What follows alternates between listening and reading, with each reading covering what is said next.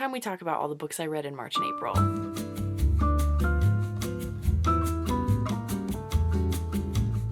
I read 7 books in total in March and April, most of which were pretty great. Honestly, March was a really good reading month. April was pretty dry, but still good. I hit like tiny baby reading slump, but it wasn't too bad and I still enjoyed what I read. I also want to talk a little bit about my immediate TBR coming up, like what I will be reading and what videos you're gonna see coming up. The first book that I read in March was Throttled. Throttled is #1 in the Dirty Air series, which is a Formula One romance interconnected standalone series. This is by Lauren Asher, who also authored The Dreamland Billionaires. Throttled was, how you say, so brain rot. Everybody that I told about this book, I also told that it was bad. Did I also finish the whole thing? Yes, I absolutely did. Was it the worst thing I've ever read? Of course it wasn't, but it also just wasn't very realistic, I feel. Every book follows a different trope. Book 1 is definitely like the forbidden romance. You get the dual perspectives of Maya and Noah. Noah is like the big man. He's on top of the grid, the big driver in Formula One right now.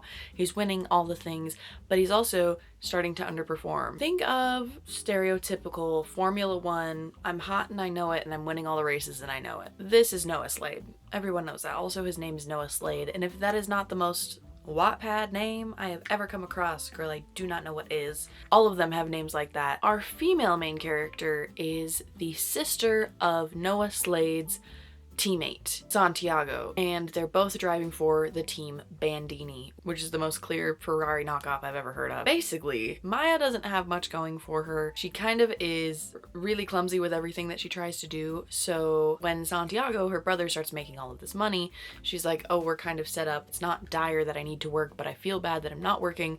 What do I do? So she decides that she's going to go on tour with Santiago throughout the Formula One season.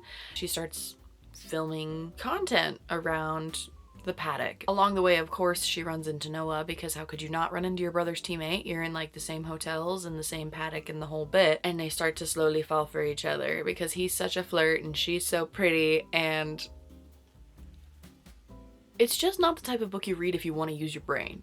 But that doesn't necessarily mean it's bad. That being said, well, no, it's not good. This, in my opinion, is something that if e-publishing had not blown up, would still be on Wattpad and would never have come off Wattpad. And I don't think there's anything wrong with that. I rated this at 2 stars. It was just not very satisfying or fulfilling to read. The Formula One scenes, as a girl who watches Formula One, did not seem all that realistic. There are sections where she's doing interviews in the paddock and these people are like leaning on the cars. That wouldn't really happen. It's just not super realistic all the way around. I did finish it, but I won't be reading the others. 2 stars for Throttled. Very strong start to March. The next read was also on Kindle, quite the jump from a Formula One romance. That would be The Housemaid by Frida McFadden. Everybody who's read this knows this is kind of crazy. I read this because it was recommended to me by a friend, as we were talking about how I have read a couple of thrillers and enjoyed them. And so I got this on Kindle Unlimited and I read it in like 3 days. This was, if you want to read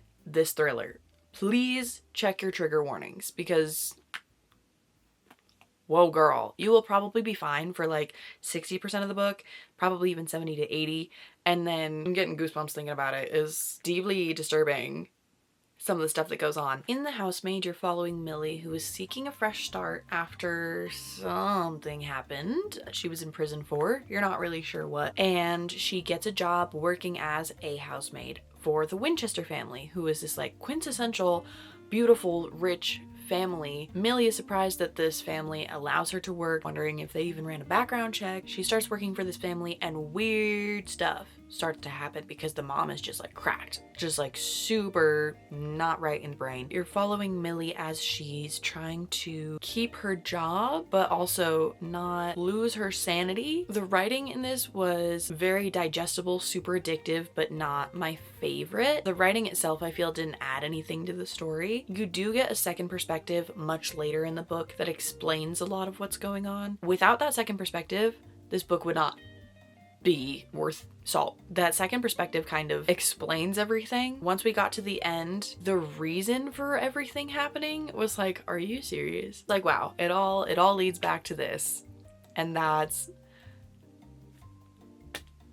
of course, that's disappointing. I'll put the photo of my face when I was reading this book, because it was like, there were some disturbing things going on towards the end of this book. This made me read something so fluffy afterwards. I needed something so bare bones. I am in the sun. I am not witnessing whatever I just witnessed. I rated this book 3 stars because I really did enjoy the twist.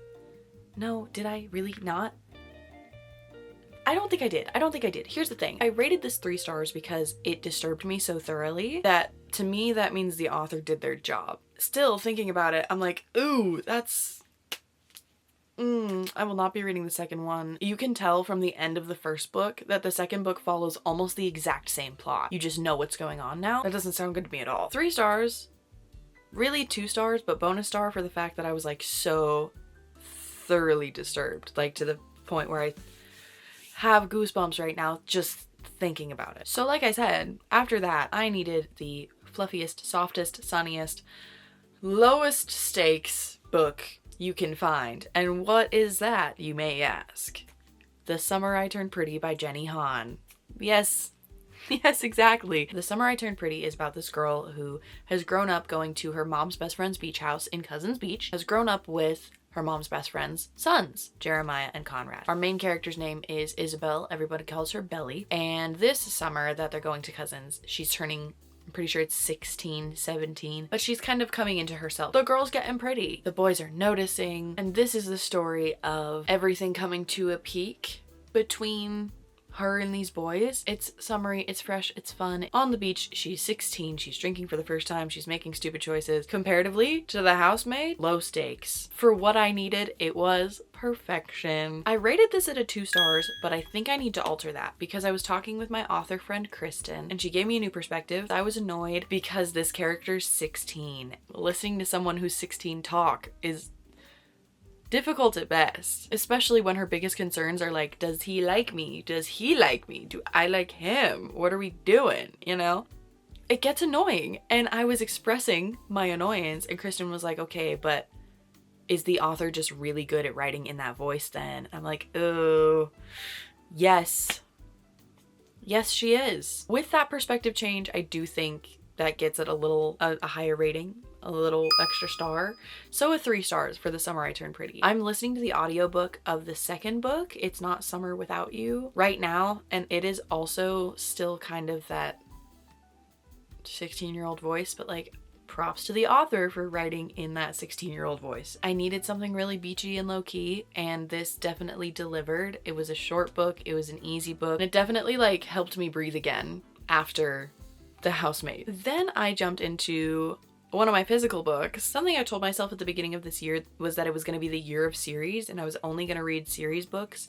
That has not really happened. I've kind of been skipping around just reading whatever and letting myself go to my mood reading whims, and it's been great. That being said, I did jump back to a series with this next book, which is Beautiful Creatures by Cami Garcia and Margaret Stoll. This falls into the category of good bad book, in my opinion. Twilight also falls into this category because it's not the greatest thing you'll ever read. It is just not. But it is a really good story. This is a thicker book. This is just about 600 pages. Came out around the same time as Twilight. I remember these books coming out when I was in like middle school. This book takes place in Gatlin, South Carolina, which you're looking at this book like, Gatlin, South Carolina, where even is that? That's a great question. And that's the point. Gatlin is a small town that never changes. Very Confederate heavy, if you pick up what I'm putting down. They still call it the War of Northern Aggression. And they teach that to their kids in their history classes. And they're stuck in the past and nothing ever changes until Lena Duquesne's comes to town. And Lena is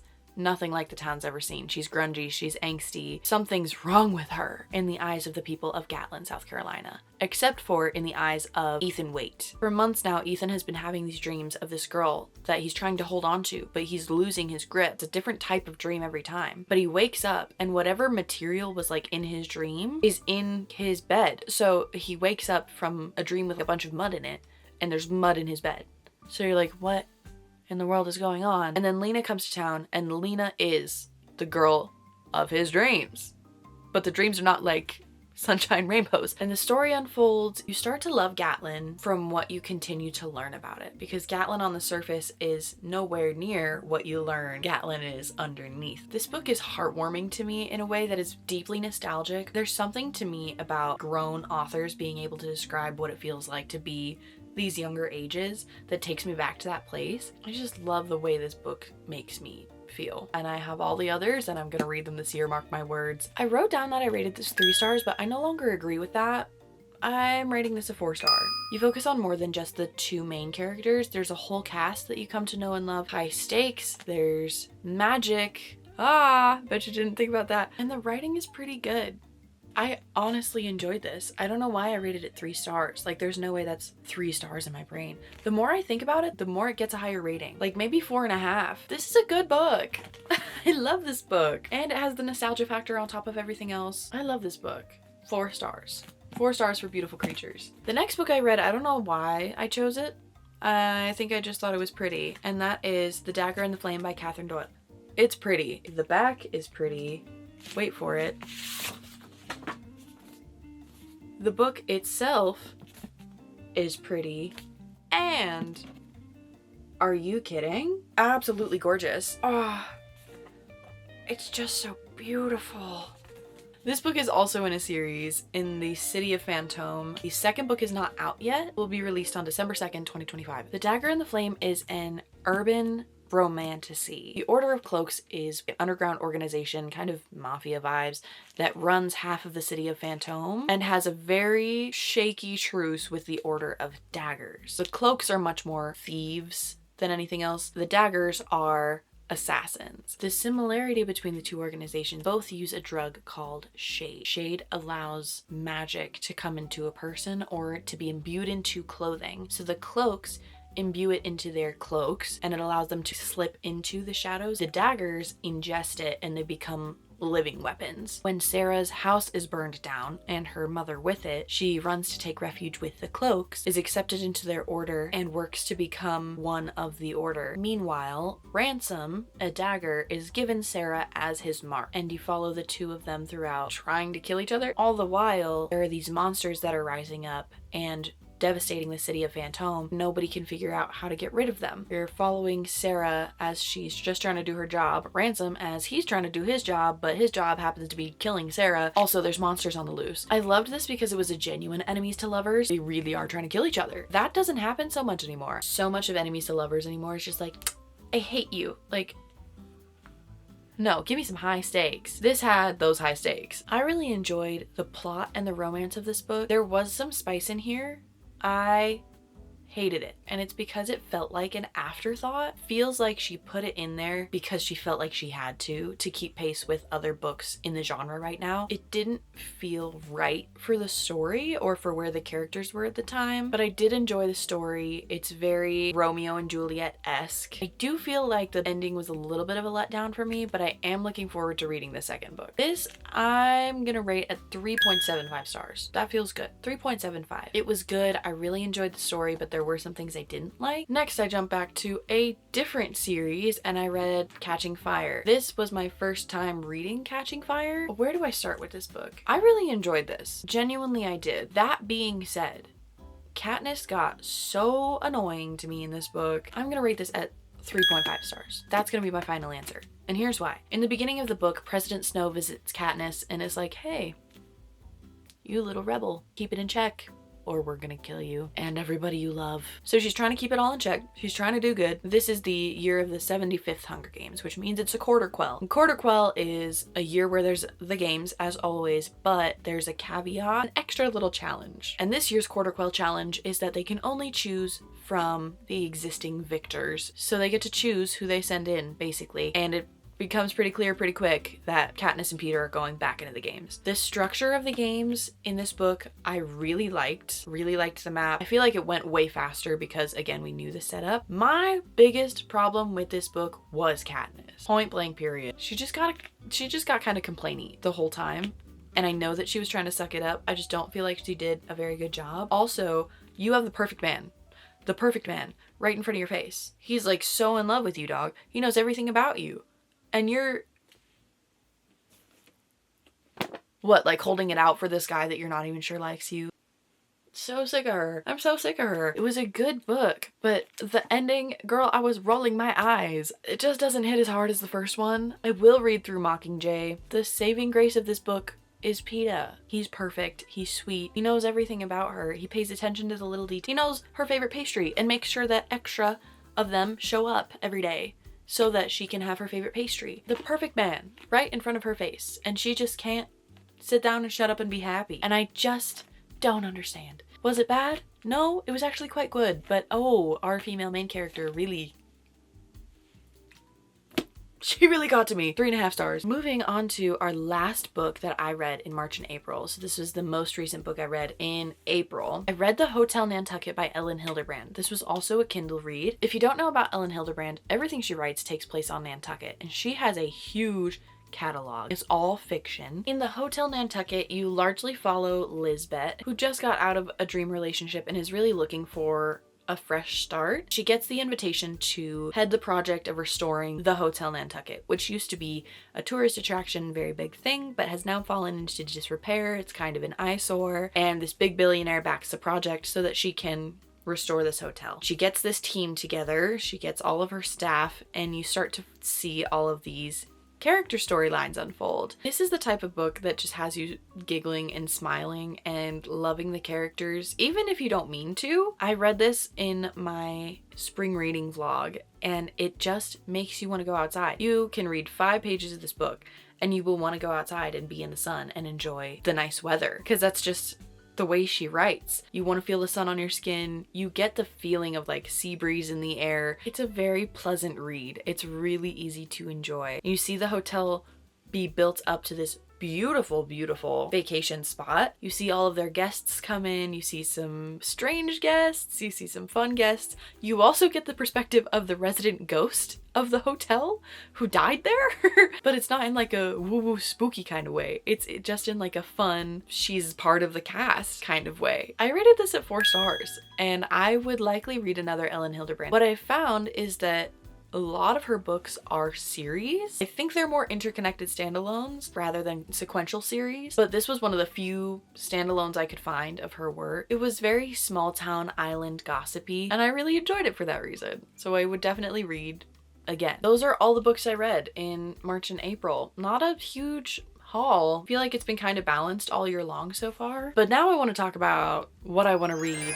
coming up in May. I am just in the mood to read. I have a little bit of a lineup going for what I'm gonna read next. Right now I'm in the middle of This Summer Will Be Different by Carly Fortune, which I have read before and adored. I'm like 80% through a reread because I just love it so much. And I'm also listening to the audiobook of It's Not Summer Without You by Jenny Han. Both very beachy. I have a couple of physical books that I have lined up, and some books that I don't have yet or will be getting from the library. The next book I want to jump into is Funny Story by Emily Henry. I've had this book sitting on my shelf for a year and a half. I bought it just after it came out, and I told myself that I was saving it for a rainy day when I was like in a reading slump and couldn't get out of it. Emily Henry's are my get out of jail free cards. If I cannot read anything, I will zip through an Emily Henry in 2 days. It's just how it is. I don't make the rule. It works every time. But the rainy day hasn't come. I just haven't been in like that excessive of a reading slump that I felt the need to pull this out. So I haven't, but now I'm behind. She's released a whole nother book, so I really need to get to it. Funny Story focuses on Daphne and Miles, who were both recently engaged and have both been recently broken up with by people who left Daphne and Miles to be together. They end up being roommates, and from what I can gather, they plan to deliberately mislead people into thinking they're dating, I think. I love fake dating. I do. I will eat it up every single time. It's one of my favorite tropes. So I know I'm gonna devour this. I'm just gonna jump in. I'm just gonna enjoy. I'm gonna read. And this is my immediate TBR. This is what I will be reading next. Follow the book Instagram for updates because girl, I know this is gonna be good. Next is a book I picked up at Barnes because it was a signed edition and the author signed it in blue glitter gel pen, and I just couldn't resist. She just seems cool. This is Here Beside the Rising Tide by Emily Jane. It just seems kind of strange. The back says that you are following Jenny and Timmy, fast friends as they're 10 years old. They're exploring the coastline having a good time. There's beach days and carnivals and fireworks and occasionally strange creatures that they see in the ocean. But then one day Timmy disappears. Jenny just kind of moves on. 30 years later, Jenny has become a best-selling author. She's about to divorce her husband and she's got a couple of kids. And then 10-year-old Timmy shows up and says that he needs her help to solve the mystery of the creatures in the ocean. And that just sounds so fun. And I think I'll really enjoy it. Plus the cover is beautiful. That definitely pulled me in as well. It just seems like the type of book you would read for summer. The next on the list obviously has to be One Golden Summer by Carly Fortune. Girl, I don't even know what it's about, but I love everything she writes, as evidenced by my second reread of This Summer Will Be Different. She also has Meet Me at the Lake and Every Summer After, which I will be reading this summer as well. I will be purchasing that soon and very soon. I bought This Summer Will Be Different at Costco, so I'm gonna see if Costco has it. I'm gonna wait for a while and see if Costco gets it in, because I will be saving my money if I can buy it at Costco. The last book I have on my list is Just for the Summer by Abby Jimenez. This will be my first Abby Jimenez. I've heard so many good things, so many good things. I know she just released Say You'll Remember Me, but I've been hearing kind of mixed reviews about that one. But I've heard nothing but good things about Just for the Summer. That one also seems to be kind of like not quite fake dating. There's two people that are like perpetually cursed to be with someone and then they get broken up with. The person that broke up with them goes to find their happily ever after. And so they figure that if they get together, their curses will cancel out. That's also a library book, so I really gotta like speed through that. I'm really excited to read my first Abby Jimenez and to catch up on Emily Henry. There's so many things to do. There's so many books to read. I am so excited for this next month of reading. I felt so cabin feverish recently that I am like this close to booking a plane ticket to the coast. Don't put it past me. I've done it before. I'll do it again. If you like these wrap-up videos, make sure to give it a like, comment to tell me down below, and subscribe for more content. And I will talk to you next month about all the books we read. Thanks so much for watching.